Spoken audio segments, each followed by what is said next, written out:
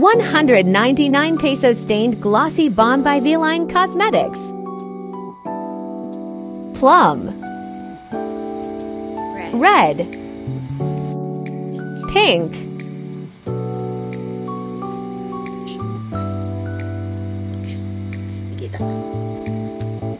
Maroon.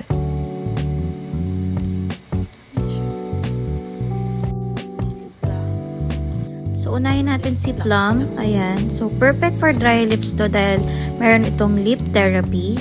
Perfect na perfect para sa mga dry lips. So, ito try din natin siya sa aking cheeks. Ayan. Ayan yung tsura niya.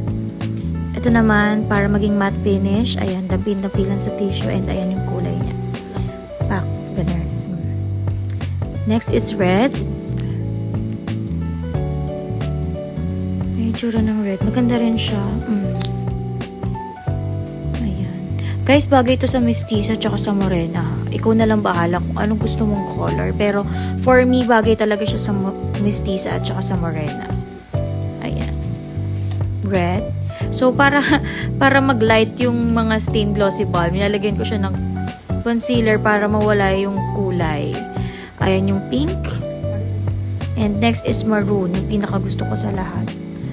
Parang wala silang pinagkaiba ni Plum, pero ibang-iba naman talaga sa swatches yung color ni maroon at saka ni Plum. Mas dark si Plum for me. Ayan. So, sa cheeks. And guys, available yan sa aking yellow basket. Kaya kung ako sa inyo, check out nyo na dahil 199 pesos lang to. Sulit na. Ayan, oh.